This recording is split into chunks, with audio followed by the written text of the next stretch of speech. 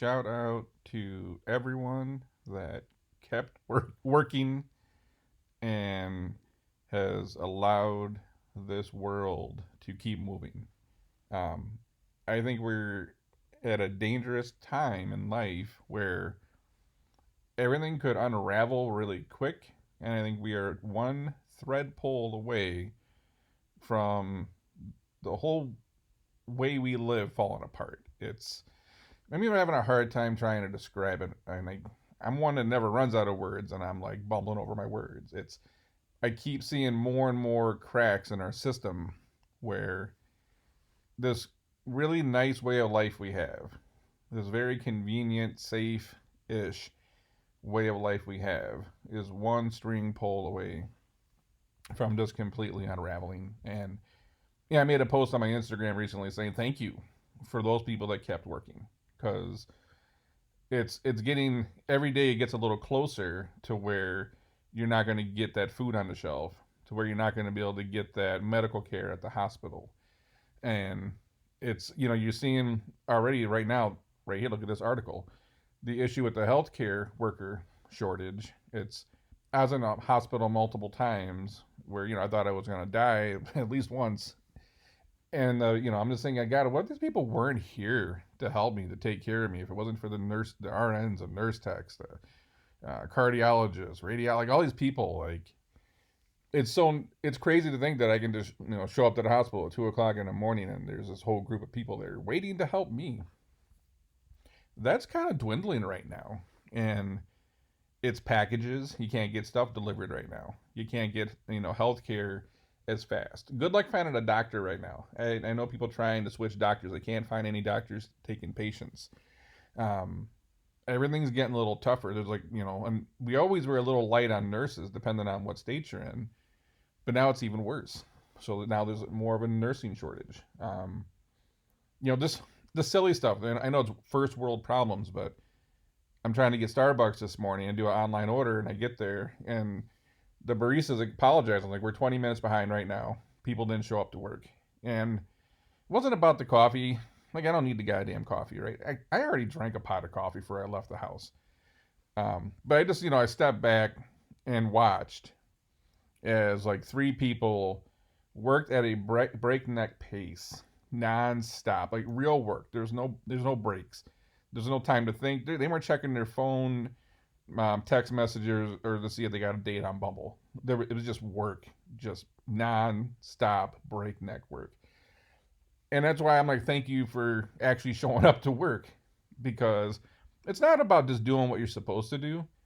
It's the fact that you're literally there doing, hey, doing the job so I can get a goddamn coffee, which I appreciate. And then two, you're literally doing the work of two or three people. And on top of it, you're getting bitched at by customers all day because things are slow. And yet you still get up in the morning and go. It's yeah, thank you. Um, what happens when the EMS people stop showing up? It's I see this morning car accident. There's fire truck out there, there's cops out there, and EMS. What happens when all those people stop showing up? And you're trapped in a car after someone T-boned your ass out there, and you just want to die in your car. What happens when those people stop showing up? Or like me, when you end up in the hospital and they're rushing you off to do all these tests and stuff. What happens when it's a 2 hour wait, 3 hour wait, 4 hour wait because people didn't show up to work today? It's crazy to think about. That's where we're at right now, and it was kind of this delayed reaction to what happened last year, and a bunch of really bad policy across two presidents has led us here. My dad was trying to get groceries yesterday, and he's not feeling well. He's going through some things, and I didn't have time to go down there and do it for him. It's a short little trip over there, but he had groceries he was supposed to pick up. He couldn't get delivery, I think, so he had to do curbside, and he set his curbside up for 10 a.m. And they call him just before he's about to leave, and they tell him that they don't have enough workers. They can't get his order done at 10. They tell him to come at noon. So he's like, okay. So he drives down there at noon, calls the little number, says I'm here, and They don't come outside till 1 o'clock. So he sat out in the car feeling like shit for an hour, and they finally came out and apologized, saying, "I know we know this is the second time we've canceled. You've been here an hour. We're gonna give you $20 off your bill." And they brought the groceries out, and they kept apologizing over and over and over again. They say we had a bunch of people not show up to work, and we're understaffed. So this is people at the grocery store who already battled out COVID, for 18 months to make sure we could get food.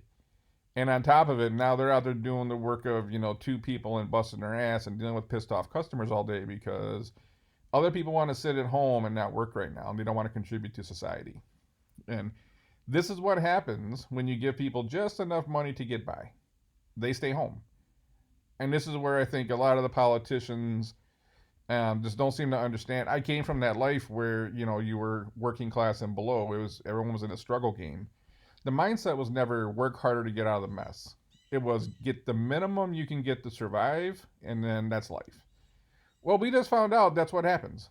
When people got the choice between working and making 40 grand or staying home and getting unemployment for 20 grand, and if 20 grand's enough to pay their rent and put food in their mouth, they don't work. So we just learned what happens when you give people incentive to stay home, and on top of it, it's not just the incentive to stay home. They're just fine with struggling. And now they're only consuming, and they're not actually being productive members of society. 330 million people in this country, we're dependent upon everybody. For your toilet paper, which Costco's limiting now. I just did another episode on that. I tried to order some Horizon milk products on today's Saturday. It's completely sold out. I can't get milk. It's getting tough to get toilet paper and cleaning products. It's this is what happens. We end up over consuming, and we're not producing enough to sustain 330 million people. We don't grow our corn in the backyard anymore. We don't make our own clothes. We are dependent upon everybody. So if those truck drivers don't keep trucking your goddamn food and your gasoline, you're screwed. Like this whole world turns into Mad Max really quick, and I'm afraid that's where we're slowly going. Maybe not slowly, maybe it's starting to pick up speed. I saw another state where National Guard had to go drive buses. We can't even get bus drivers to drive kids to school. Think about that for a minute. I saw a sign in Pontiac, Michigan, paying $20 an hour. Annualize that out, it's probably around $41,500, maybe $42,000 a year to drive kids in a bus, right? Like, so one of the states had to actually put the National Guard out to drive school buses. Now they're talking about doing the National Guard to address the healthcare worker shortage in New York. This is happening more and more. FedEx, I just saw an article, they're rerouting 600,000 packages a day because they don't have enough workers. It's hard to find a doctor right now. You go to the hospital, there's massive waits. Try getting any test done right now. Trying to get tests done anywhere right now is pure hell. I'm trying to buy a truck. 4 or 5 months to buy a truck right now. There's so many things online you try to go buy, and they're out of stock. They've been out of stock. And then do you not see all the cracks happening right now? So there's a lot of stuff we consume that we don't need. So that's not a big deal. But when your healthcare starts falling apart, when the fire and the police and the EMS starts falling apart, when the food starts falling apart, when the gasoline starts falling apart, maybe you should start getting concerned. And I see more states doing stimulus checks potentially.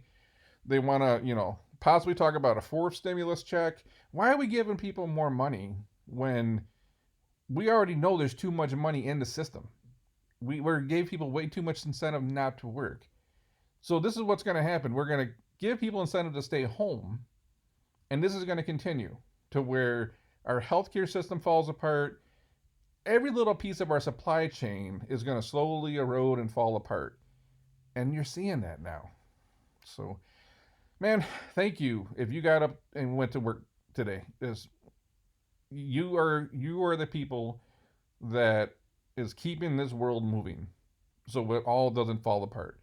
The people grinding it out, in the hospitals and the doctor's offices, at the pharmacies, at the grocery stores, getting bitched at by customer. Every McDonald's drive-through window that's wrapped around the building and customers are just yelling, "Hey, thank you for showing up to McDonald's, doing your job, and making sure someone can eat today." It's infuriating to think that this is where we're at right now. You're watching, cases go up again. We're not over this mess. We got supply chain issues. We got shortages. What do you think is going to happen during Christmas, by the way? If we have a labor shortage now, and we know that when Christmas comes, that we need all those seasonal workers, just not in the retail spots, but also to move all the packages. What do you think is going to happen? We're going to end up just crumbling on top of ourselves because we can't get people to go back to work. So, um, man, start rewarding the people who get up every morning and go deal with the bullshit that bust their ass and they're doing the work of two people. We need to reward them and stop rewarding the people to stay home and not contribute to society. You can't have more people consuming than being productive. It's Everyone's got to chip in. Otherwise, this happens. So all I know is if I get blown up in a car one day, I need to know at least some kind of, maybe it's a false sense of security that someone's gonna come save my ass. Not that they stayed home because they just didn't need to work because they got too much money from the government, or something happens to my father and I take him to the emergency room and it's a 6 hour wait because we don't have any nurses working. This is crazy. This is where we're at in 2021. So, anyways, again, thank you. It sounds ridiculous. I put it out on my Instagram, and you can follow me on Instagram at JamesPhillip313. But I started getting DMs like crazy. It's like, it's not necessary, and then a lot of people are just saying thank you. There's those people that they are the nurses, they are the EMS people, they're the ones that are working at Kroger and Meijer and Costco that have been out there just busting their ass and battling COVID, dealing with irate customers and no staff for 18 months. Like, geez, they're exhausted, they're tired, and they're like, "Thank you." But they're like, "It doesn't need to be said. This is what I'm supposed to do." I know, I know. That's what you're supposed to do. We know what we're supposed to do, but everyone's not doing it. So all I know is I like our way of life, and if we don't all get up in the morning and go to work, this whole thing falls apart.